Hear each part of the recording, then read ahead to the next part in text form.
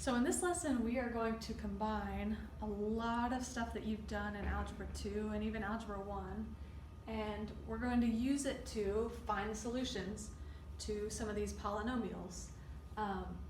Obviously, that's kind of the goal of algebra, is to find solutions to a polynomial, but some of the stuff we are working with now are really big polynomials, things like x to the fourth. And so sometimes these are kind of complicated to solve. Like, I can't just get x by itself here. I'm going to have to use some other methods. So that's our goal, is to find all the solutions to a big polynomial like this. I know because of the fundamental theorem of algebra that the degree, or the highest exponent, tells me how many there are. There are 4 solutions, and I'm going to need to try to find all 4 solutions. Remember, those solutions are also called roots. They're also called zeros because it's where it equals 0. They're the x-intercepts if they're real solutions. So they have lots of names, and you can graph and see them sometimes. Like this one has 4 solutions. I put it into Desmos here, and it looks like this. So I can see this one has 2 real solutions and probably 2 complex solutions. We're going to have to find all of those. That's our goal for this lesson. So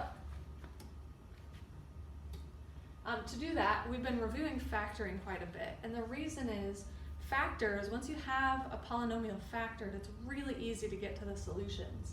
So just as a refresher from some Algebra 1 stuff, when you have factors, all you have to do to get the solutions is just set them equal to 0. Because if this is 0, 0 times that is 0. And if this is 0, 0 times that equals 0.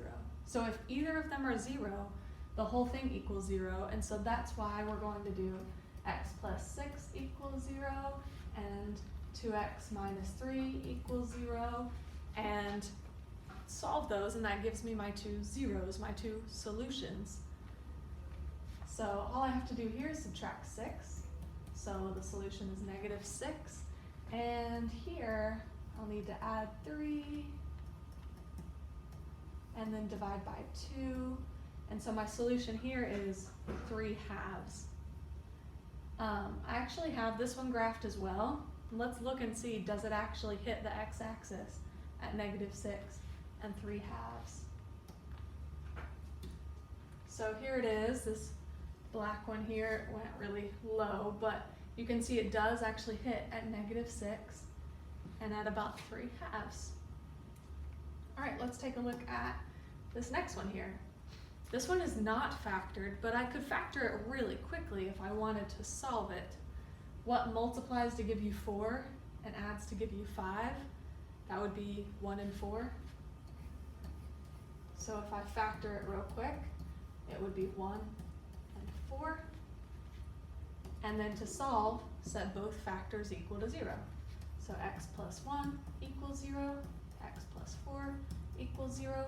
These will give me my 2 solutions. Minus 1. So negative 1 is the solution, and negative 4 is a solution. You'll probably notice that if your factors are simple like this, it's always the flipped version. So if I have a factor that's x plus 1, I'm going to have minus 1 as a solution, or a root. If I have x minus 4 as a root, then I'll have x plus 4 as a factor. They're plus and minus of each other. Again, let's graph it and see if it does actually hit at negative 1 and negative 4. So here I have it graphed. Where'd it go? And you can see it does actually hit at negative 4 and negative 1. Okay, let's try this one. This one has complex roots. So I'll still just set them both equal to 0 and solve. So subtract 2i, subtract 2i. So if plus 2i was a factor, negative 2i is a solution, and if negative 3i is a factor, then positive 3i is a solution. So here's my 2 solutions to this one. If I were to graph that, it would not hit the x-axis because these are complex. solutions, imaginary. If it's already factored, you don't have to factor, but if it's not, you may want to try factoring. Or if the roots of a polynomial are 2, -5, and 6i, let's write an expression for this polynomial. This is actually very simple. If the root is 2, then I'd have a factor of -2. If a root is -5, I'd have a factor of x plus 5. And if I have a root of 6i, then I'd have a factor of -6i, just like we saw with these. So this would be an expression for that polynomial. Okay, so if I want to find all the roots or zeros or solutions of a polynomial, sometimes I can just factor, and that's great if we're at that point, but sometimes it's a little more complicated. You can graph, you could do various things like the quadratic formula or completing the square, but here's what we're going to do. Here's kind of a general list of steps. The first thing I would do is use the fundamental theorem of algebra. Remember, that tells you the number of roots you're looking for.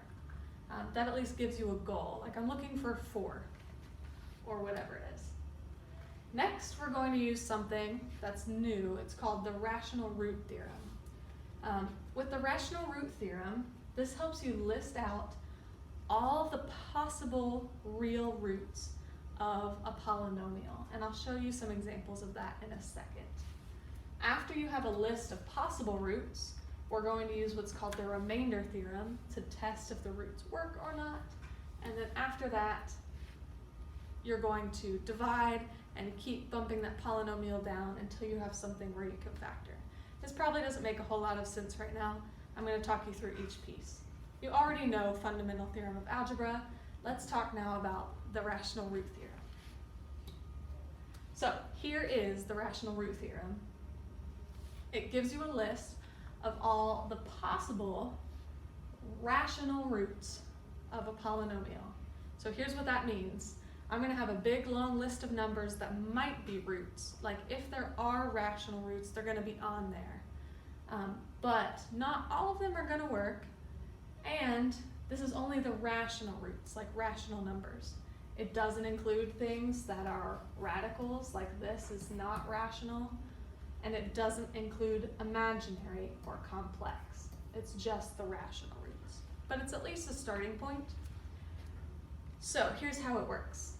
To find the possible rational roots, you're going to take all the factors of the constant in your expression and divide it by the factors of the leading coefficient, and do the positive version of each of those and the negative version of each of those. So here's what that looks like.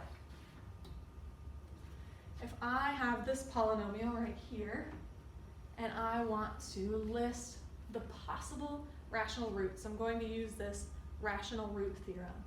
So I'm going to do positive and negative, and I need to find the factors of the constant. This right here is the constant. And factors, if you remember, are numbers that divide evenly into that number. So factors of 12 would be 1 and 12, because 1 times 12 gives you 12. We could do 2 and 6, because 2 times 6 gives you 12. And we could do 3 and 4, and that's it. So all of those are possible numerators. The factors of the leading coefficient, this is the leading coefficient, whoops. The leading coefficient in this case is just a 1. So the factors of 1 are just 1. So that's pretty easy for us. What we're going to do is take all the factors of the constant and divide it by all the factors of the leading coefficient. In this case, that shouldn't be too crazy.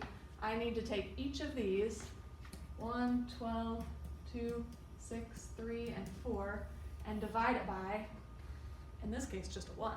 Sometimes there's more, but in this case, just a 1. So I'll do 1 divided by 1, which is just 1. 12 divided by 1, which is just 12. 2 divided by 1, 6 divided by 1, 3 divided by 1, 4 divided by 1. And you want the positive and negative versions of each of these. So plus or minus 1, plus or minus 12, plus or minus 2, plus or minus 6. You may want to put them in order, but whatever. Plus or minus 3, plus or minus 4. You may even want to list it out like 1, negative 1 instead of plus or minus 1. 12 and negative 12, 2 and negative 2, 6, negative 6, 3, negative 3, 4, negative 4. This, or this, same thing, is my list of all the possible rational roots. So, out of this list, a few of them will probably work. On this polynomial, there'll be solutions. We know that there are 4 solutions. Some of them might be complex, but if they're real, if they're rational, they're going to be on this list. Let's try another one like that. Again, I want to list all the possible rational roots. So I'm going to take all the factors of the constant. Factors of negative 7 would just be, well, factors of 7 are just 1 and 7. That's it. The negative doesn't matter because I'm going to make everything positive and negative at the end anyway, so 1 and 7 are what I need. 1 and 7. Those are the factors of the constant. The factors of the leading coefficients, 6, would be 1 and 6, 2 and 3, and that's it. So 1, 2, 3, and 6. I'm going to have to take every single combo of these fractions and the plus or minus version. That's going to be my list of possible rational roots. So let's write out that list. I'm going to start with the 1 and do the 1 over each of these. So 1 over 1 is 1. 1 over 2 is a half. 1 over 3 is a third. 1 over 6 is 1/6. Now I'll do the 7. 7 over 1. Oh, that's just 7. Let's just make that 7. 7 over 2. 7 over 3. And 7 over 6. Don't forget, not only do we need the positive versions, but we also need the negative versions. So I also need negative 1, negative 1/2. You can write them out separately or just put plus and minus 1, plus and minus 1/2, plus and minus 7. So this is my list of all the possible rational roots. Fractions are rational numbers. Okay, so there's one problem I'm going to have you guys try for homework to practice this rational root theorem.